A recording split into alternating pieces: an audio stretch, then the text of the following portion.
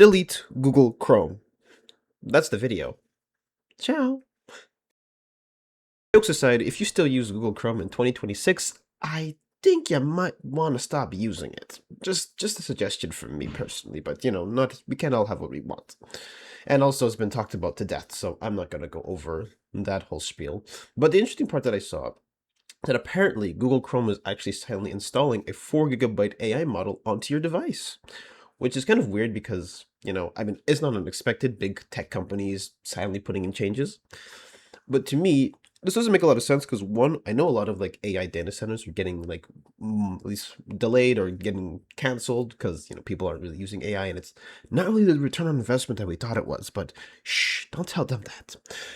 And so, if you actually go to your settings like right now, it even says they're on device AI and you have to go in and disable it. But the question I have is how many people are actually going to go out of their way to disable it?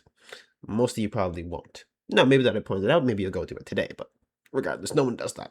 Especially like if you're not really into really customizing your stuff, because let's be honest, most people use a browser or a computer or anything for one particular reason.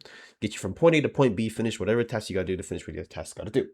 So regardless of your privacy, regardless of this and that, and also mind you that people have other stuff to worry about, not just, figuring out, oh, was Google Chrome putting an AI model on my PC?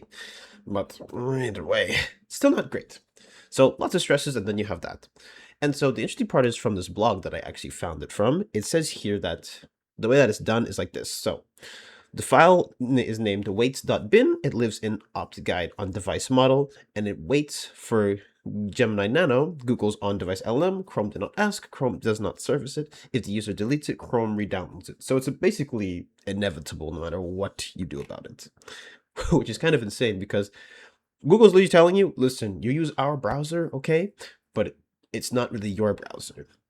And they keep doing this with other stuff as well. There's stuff like, I believe there's stuff like even you can rent a PC, which is mind-boggling to me. At that point, like, I don't understand, but whatever.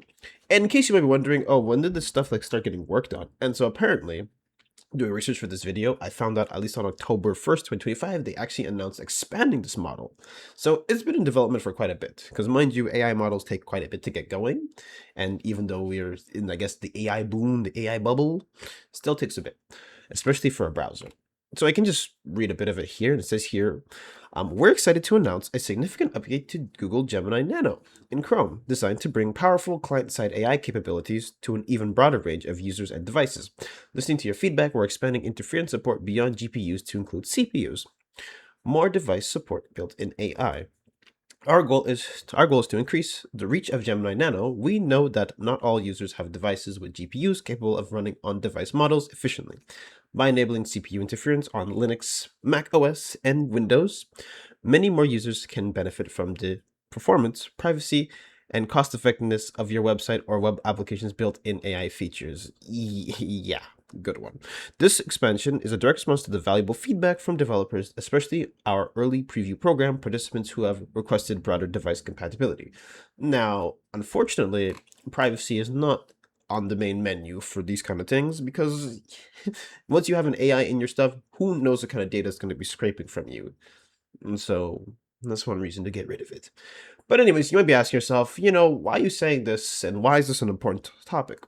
Well, what if I told you that a lot of people use Google Chrome, like a lot more than I even realized? So if I look at this study here, not study, but like this platform network market share from April 26th, it says here that Chrome has 74.6% of people who are using it. Now, mind you, this data is probably not entirely accurate, but it's still a good idea of getting an idea. And since there's Safari is 8.3% because most people use iPhones. And then you have Internet Explorer and Edge and Firefox and Opera, which is much, much lower. And interesting enough, if you actually look into like Google Chrome itself, it's based off of Chromium. And so Chromium is something that is, I can think of it this way. Chromium is basically the foundation of what you build it on, if you want to take like a building, and then the web browser is where you're building it from up. So you might put an air conditioner, some units, I don't know, you might put stairs somewhere, you might put in elevators, whatever you want to do, you customize it. But that's where Chromium is. And that's a basic way of putting it. And actually, if you look it up, a lot of popular places do use, not popular, but a lot of popular browsers do use Chromium, for instance. Like what I use Brave, okay, because Brave is really great for ad blocking, which is really a good idea. And so you can go down, you have like stuff like Microsoft Edge also uses it. You have Opera is also Chromium based, and you have Vivaldi. So all of these different things are based on Chromium, which is what a lot of developers use because, you know, it's readily out there. It's open source, which means you can customize it however you want. And if you even go into Brave settings like right now, I mean, hey, I go to the systems and guess what? There is no AI inside of there. And even on Brave itself, if you want to use its AI model, you use it the way you want to, and you can actually bring in your own model, which is even cooler. So yeah. So while it's still there, it's not entirely, you know, just how just use AI and just use our stuff. No, you can do whatever you want. And if you have local stuff, you can absolutely go for it. And so let's go into the next problem with Google Chrome that I really find, and it's really insane people still use it, but let me just show you.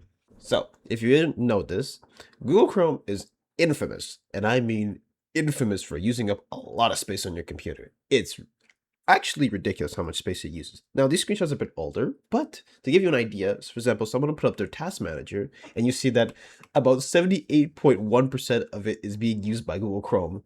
And so you have to ask yourself, what kind of processes are running in the background that is making it do all of that? And you have another one, which says here, this one's like 46.9% of their CPUs being used on Google Chrome. My God. I don't know how much space that is in. So if you ever wonder why your computer is moving a bit slower than it should be, and you have Google Chrome on it, I think you can attribute that. Now, of course, there's settings you can do, which is be like, okay, well, you know what? I can just disable this.